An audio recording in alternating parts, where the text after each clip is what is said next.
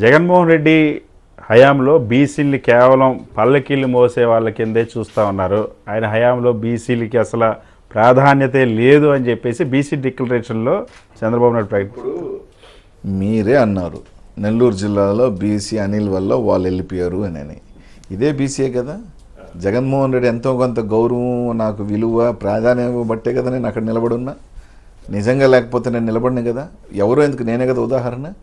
ఈరోజు 25 ఎంపీలు 5 ఎంపీలు ఎస్సీ ఎస్టీస్కి తీసేస్తే, రిజర్వేషన్ తీసేస్తే 20 ఎంపీస్లో 11 ఎంపీస్ బీసీలు ఉన్నారు. జగన్మోహన్ రెడ్డి గారు ఇంతమందికి అవకాశాలు ఇస్తూ వాళ్ళని పొలిటికల్ ఎంపవర్మెంట్ చేస్తుంటే మీరు కనీసం ఎన్ని ఎంపీలు ఇచ్చారో 5 4 నాకు తెలిసి. మీకు డబుల్ ఇచ్చాడు ఎంపీలు, 11 ఎంపీలు ఇచ్చాడు. ఈరోజు ఇంతమంది ఎంపీలు ఇచ్చి ముందుకు వెళ్తుంటే మీరు అసలు బీసీల గురించి మాట్లాడే హక్కు మీకు ఎక్కడుంది? మీకు అసలు హక్కు లేదు. బీసీల గురించి మాట్లాడే హక్కు, ఓట్లు అడిగే హక్కు బీసీలను గుండెల్లో పెట్టుకుని ఎవరైనా చూస్తున్నారంటే అది రాష్ట్ర ముఖ్యమంత్రి జగన్మోహన్ రెడ్డి గారే. బీసీలకి ఇప్పుడు డిక్లరేషన్ ప్రకటించి 1,50,000 కోట్లు బీసీల కోసం ఖర్చు చేస్తాం, బీసీలకి చట్టం తెస్తాం, బీసీలకి ప్రాధాన్యత ఇస్తాం అని చెప్పి 14 సంవత్సరాల ముఖ్యమంత్రి నువ్వు ఏం చేసావు? ఎన్నికలు వస్తున్నాయి, మోసం చేసేదానికి మరోసారి సిద్ధమయ్యావు. పోయినసారి రైతులను మోసం చేసావు. ఇప్పుడు మళ్ళీ బీసీలు పేరు ఎత్తుకొని, ఎందుకంటే బీసీలందరూ ఈరోజు జగన్మోహన్ రెడ్డి వైపు మొక్కుతున్నారు.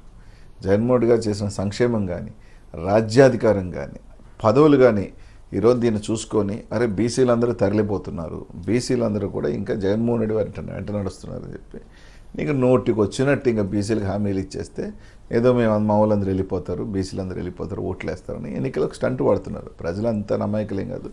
బీసీలందరూ కూడా ఇప్పుడు బాగా ఇదయ్యారు, తప్పకుండా ఎన్లైటైన్ అయ్యారు. తప్పకుండా చూపించాల్సిన టైంలో చూపిస్తారు.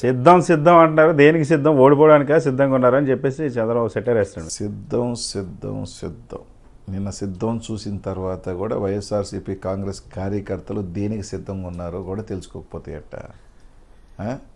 మడిసిపెట్టి అందరినీ కట్టగట్టి బంగాళాఖాతాలు ఇచ్చేదానికి సిద్ధంగా ఉన్నాం.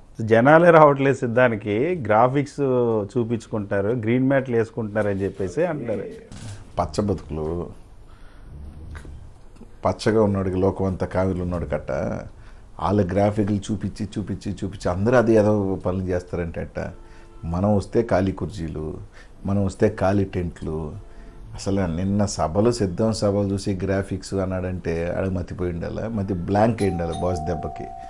సరే ఇంకా ఎన్ని కూడా ఇంకా 2 నెలలు చూపిస్తారు కదా.